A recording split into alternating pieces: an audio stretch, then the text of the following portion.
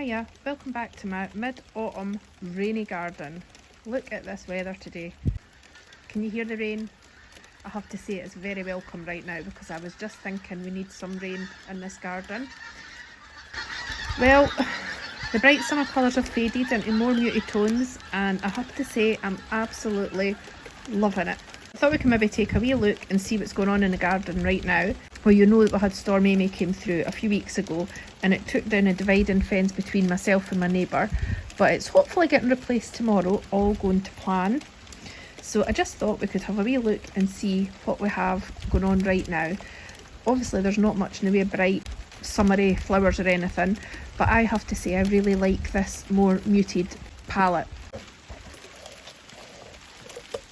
So first of all, if we look just at the start of the side garden, we've got this lavender here, which has obviously now been over for the autumn and into winter. Hopefully that'll come back really nice spring, summer, because I did move that this year.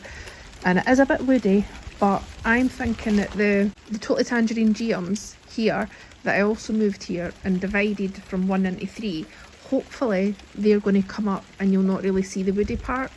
That's the plan. And over here as well, we have the cutting from the big hydrangea. Now that was from one called Zorro, I'm sure, and it's started off more like a pinky purple colour and it's really gorgeous now, and it's got beautiful sort of autumn tones. Look at that. And I really like this green, the bright green foliage. It's just so lush. And next to it we've got the Physocarpus Diablo. Also here we've got the David Austin Queen of Sweden rose. Now I'm going to make a frame for that because it's been blew about with all the different storms and I'm not entirely convinced that the root system's very healthy right now. So that needs to be done to give it a wee bit more structure. Sort of fallen over a bit over there, we can see the Verbena bonariensis, which has got that gorgeous electric purple.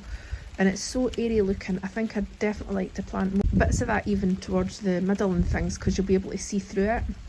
And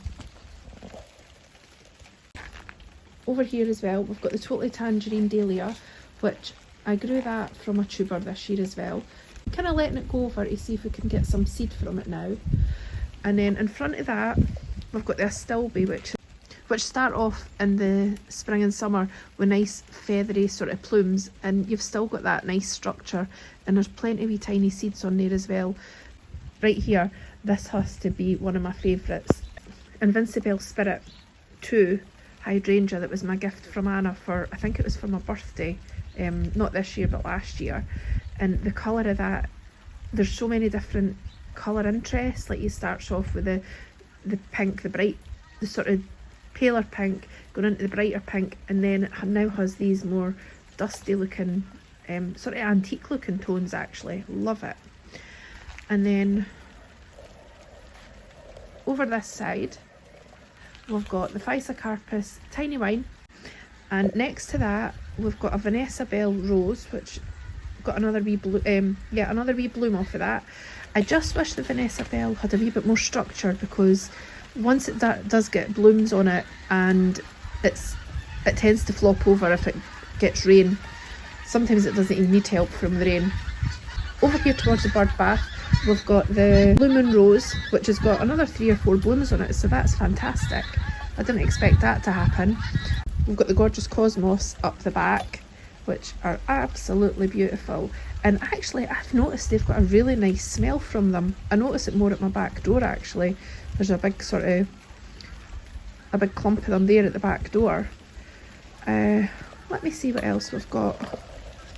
And then further up the back, and I'll show you just in a wee second, we've got the cyclamen.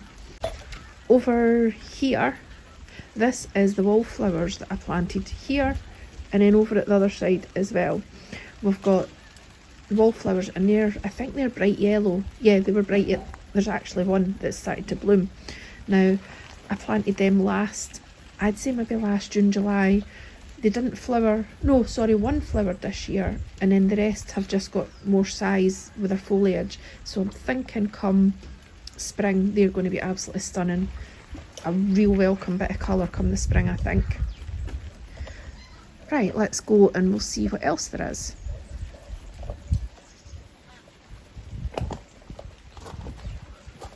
So just a wee closer up look at the Totally Tangerine. I mean, it's definitely gone over now, but the colours have just been beautiful.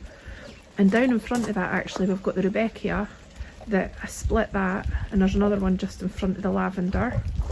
The begonia has been flowering its head off this year, which is fantastic. And I think these grassy textures, these are crocosmia. Now, they don't really tend to flower very well in my garden, but I do like that, just that texture, so I'm happy with that. And we've had some rose campion this year, which again I planted away late summer, I think.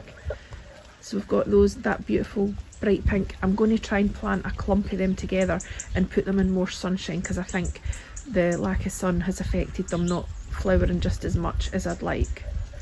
And then here I've cut down the echinops, but look, it's started to flower again.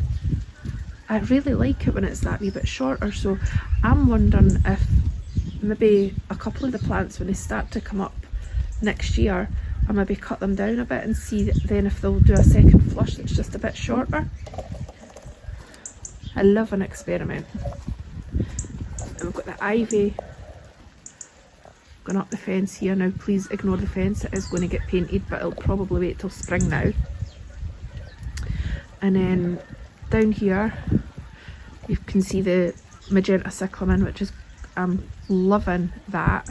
And look, there's a wee tiny fern just growing out the wall. That is my dream, to have things like that happening alongside the ivy. I really love when the wall is all softened with things like that. And then up here we've got the big hydrangea, and that's the mum of the cutting that I had pointed out just at the start of the garden. Beautiful. That tends to be more bluey toned than the other one. Ooh, the rain's getting heavier now. Right, I'll just give you a wee quick look at this border. So just in front of the bird bath, we've got the lady's mantle, and then we've got Juliana geums kind of over there, and then we've got Capri astrantia, which is like a really bright pink, and then we've got some Nephofia planted. So I sort of moved all these just a couple of weeks ago, and I'm hoping for nice big bursts of colour, like the more sort of bright pink, the bright orange, bright yellow, the sort of limey colour of the lady's mantle. And then also I've got a climbing rose here that I got for my birthday from my sister-in-law, so I'm going to hopefully get an archway and start training it, put the archway over the path and start training that. And I've got some feverfew here that I cut down, so hopefully that will stay through the winter for next year. And just a wee look at the back of that wee lantern, we've got the rhododendron that I got special offer at the start of the year, well, kind of about May time, and it's a beautiful sort of corally pink, so I'm hoping that that flowers. Hopefully I've got it in the right spot.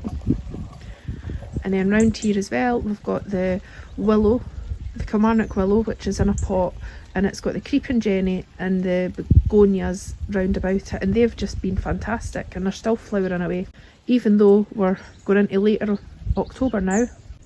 Let's go to the other border and have a wee look. So here we are at the side garden. I'm not going to take too long, this rain's really coming down now. Got the impatiens still blooming away. The brunnera are really taking off. That's a jack of diamonds, and so is that. These were bare roots, looking fantastic. All these other little ones are just little babies from the silver heart one over here. We've got calendula still flowering away amazingly, and the lobelia at the back that's in that pot, they're looking fantastic. Grew them from seed at, I think at the end of December actually, so fantastic. Look at this dahlia though, sorry, the anemone. I don't know if I'm managing to kill this one too, we'll soon find out. The dahlia, look at that, grown from seed that I collected. How amazing is that? Could you imagine getting a flower like that for free? It's fantastic, and I'm definitely going to try and save that tuber. Look at that urn over there, how amazing does that look? So we've got the lobelia grown from seed, the non-stop begonias that I bought, but they are loving that spot over there. And there's a calamagrostis grass in there which is getting a bit overwhelmed, but never mind, it will come into its own come the spring, I think. And we'll have to say goodbye, I think, to all this ivy because we're getting a new fence put up tomorrow, so I think this part of the fence will be going away as well.